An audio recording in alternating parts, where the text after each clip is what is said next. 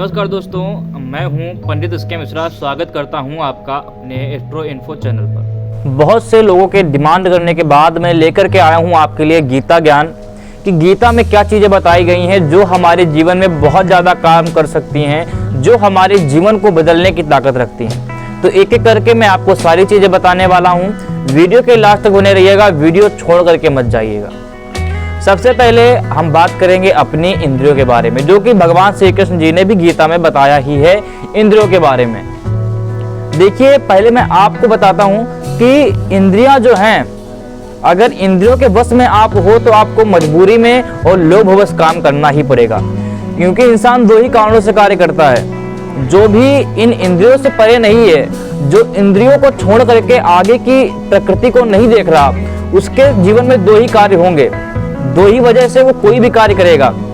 अगर वो नहा भी रहा है, अगर कपड़े धुल रहा है, अगर शौच कर रहा है, खाना खा रहा है, सिर खुजला रहा है, आंख की पलकें झपका रहा है, बोल रहा है, सो रहा है, कुछ भी कर रहा है टू जेड, उसमें दो कारण जरूर मिले होंगे आपको। पहला है कि या तो वो मजबूरीवश कोई कार्य कर रहा होगा और या तो फिर वो लोभवश कार्य कर रहा होगा। ये दो कारण जीवन में अवश्य मिलेंगे। प्रत्येक व्यक्ति के जीवन में आप देख लीजिएगा, ये दो कारण अवश्य मिलेंगे आपको। अच्छा, कैसे मिलेंगे? देखिए, सबसे पहले मैं आपको बताता हूँ कि मजबूरी में कैसे कार्य करता है। आप इंद्रियों के बस में हो, आपको समझ में आ रहा है कि ये कार्य गलत है, इसको ऐसे नहीं करना चाहिए, इससे ये नुकसान भी है, आपको ये भी पता है। उसके बाद भी ये इंद्रियां आपको मजबूर कर रही हैं, अरे तुमको करना ही पड़ेगा, तुमको जलील करना शुरू कर देंगी। कह रहे नहीं करोगे, अरे हटाओ, अच्छा एक बार कर लो, अच्छा एक बार, लास्ट बार कर लो, इसके बाद नहीं। अगर फिर कर लिए तो फिर से वही सब शुरू होगा। यानी कि ये इंद्रियां आपसे मजबूरी में काम करवा रही हैं, आप नहीं चाहते हो करना। आपको पता है कि चोरी गलत चीज है, लेकिन फिर भी अगर आप चोरी कर रहे हो तो आप इंद्रियों के वश में हो। जो व्यक्ति इंद्रियों से परे हो जाता है वह इस दुनिया से परे हो जाता है। वह वो चीजें देख पाएगा जो जीवन में एक आम इंसान नहीं देख सकता। जो इंद्रियों के बस में है उसको सिर्फ वही दिखता है कि पैसा कैसे कमाना है, इन इंद्रियों को सुख कैसे देना है, अपने शरीर को सुख कैसे पहुंचाना है। अध्यात्म की तरफ वो नहीं जाएगा। ब्रह्मांड में हर एक चीज के पीछे कोई ना कोई कारण छिपा हुआ है। ब्रह्मांड से आपको बहुत सारी ऊर्जा मिल सकती है बिना खाना खाए। जैसे मैं आपको उदाहरण दूं कि अगर आपको मैं कहूं कि आपको 10 किलोमीटर दौड़ना है तो आप नहीं दौड़ोगे। अगर मैं आपके पीछे शेर दौड़ा दूं तो आप 10 के जगह 20 किलोमीटर दौड़ जाओगे, आपको पता भी नहीं चलेगा। वो एनर्जी आपके अंदर कहां से आई? क्योंकि वो एनर्जी जो है आपके अंदर छिपी हुई है। वो आपके अंदर तभी जागृत होती है जब आपके अंदर डर आता है या फिर कोई मजबूरी, बहुत ज्यादा मजबूरी आती है, तब वो जो एनर्जी आपके अंदर छिपी हुई है उसको आप जागृत कर लेते हो। और अध्यात्म के द्वारा आप ऐसे ही डायरेक्टली ब्रह्मांड से उस एनर्जी को स्टोर करके उस एनर्जी का उपयोग आप अपने जीवन में कर पाते हो। ठीक है, तो ये दो चीजें आपने सीखी कि अगर इंसान कुछ भी कर रहा है उसके पीछे दो चीजें अवश्य होंगी। पहला है मजबूरी, दूसरा है लोभ। अगर इन दोनों चीजों से परे हो गया तो समझो जीवन में वो सदैव सुखी रहेगा। कुछ भी उसे आवश्यकता ही नहीं है, कुछ भी ना उसके पास, तब भी वह सुखी रहेगा। तो यही भगवान श्री कृष्ण जी ने भी बताया है गीता में कि जैसे कछुआ होता है जो वो अपने हाथ, पैर, मुंह, पूंछ सब कुछ उस खोल के अंदर उसका होता है, उसके अंदर वो समेट लेता है। यानी कि उसकी इंद्रियां जो हैं उसके वश में हैं। वो तभी निकालेगा जब उसको कोई ना कोई काम पड़ेगा, जब उसके भूख लगेगी, जब उसका कोई आवश्यकता होगी उसके बाहर खोल के निकलने की, तभी निकलता है, वरना वो निकलता नहीं है।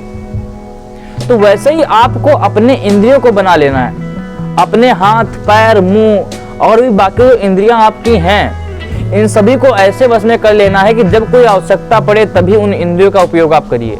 आवश्यकता नहीं है फालतू में इंद्रियों का उपयोग करना बंद कर दीजिए। जैसे कि फालतू में हम फोन देखते रहते हैं, यानी हम अपनी आंख का उपयोग लगातार फालतू में कर रहे हैं, उसका कोई उपयोग नहीं। हाँ, अगर आपको कोई आवश्यकता है, कुछ समझ में नहीं आ रहा, यूट्यूब में देखना चाहते हो तो उसको आप देखिए, उससे बहुत कुछ आपको लाभ मिलेगा। मैं देखता हूँ लोग बैठते हैं जहाँ पर फालतू में बोलना शुरू कर देते हैं, इसका कोई लाभ नहीं है। उससे आपको भी पता है उससे आपको कोई लाभ नहीं मिलेगा, लेकिन फिर भी वो बोलते रहते, यानी कि आप अपने मुख नाम की इंद्रिय जो है उसका फालतू में उपयोग कर रहे हो।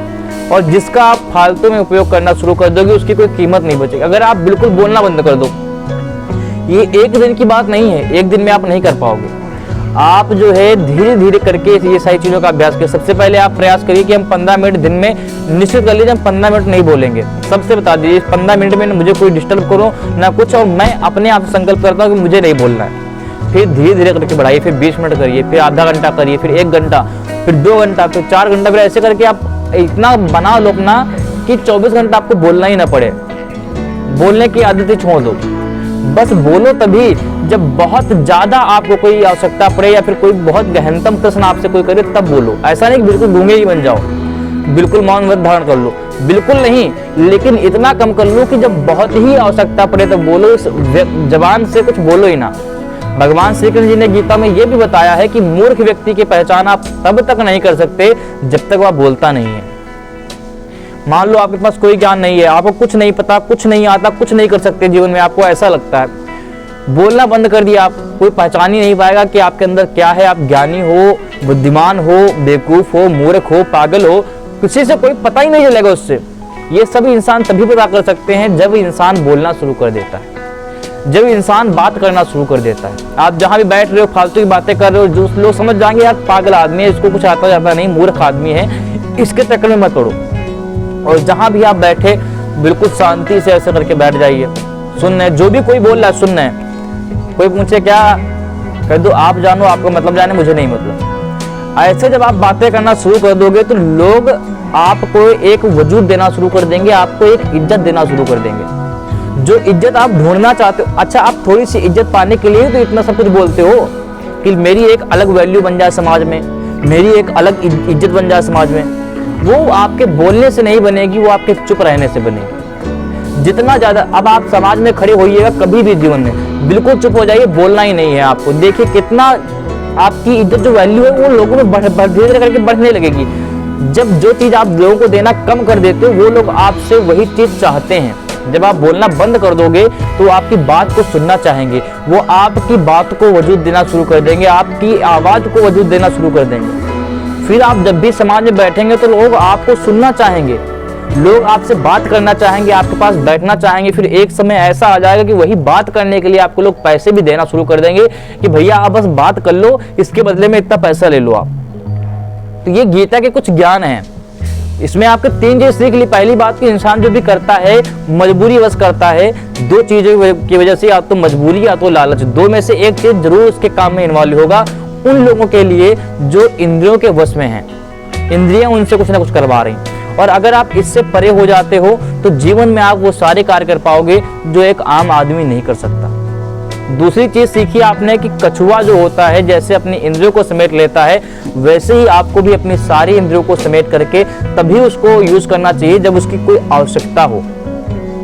ठीक है, तो ये सारी चीज जो मैं आपको बता रहा हूँ, इसको आप कहीं लिख लीजिएगा, नोट कर लीजिएगा, पर डे उसको देखिए, उसको अपने जीवन में उतारने की कोशिश करिए, बहुत लाभ होगा इससे जीवन में। अच्छा, इसके आगे थोड़ा बढ़ते हैं। हमारे इस समय के समाज ने बहुत कुछ अवधारणाएं बना ली हैं अपनी संस्कृति को लेकर के, और खासकर इस समय जो है अश्लील चीजें बहुत ज्यादा चल रही हैं जीवन में। मैं देखता हूँ किसी भी रिश्ते में कोई ताकत नहीं बची है, इतना सारा शक हो गया, और शक होने के पीछे कारण भी यही है कि हर इंसान कहीं ना कहीं उसके मन में कुछ ना कुछ अवश्य खोट है, इसलिए रिश्ते टिकते नहीं हैं।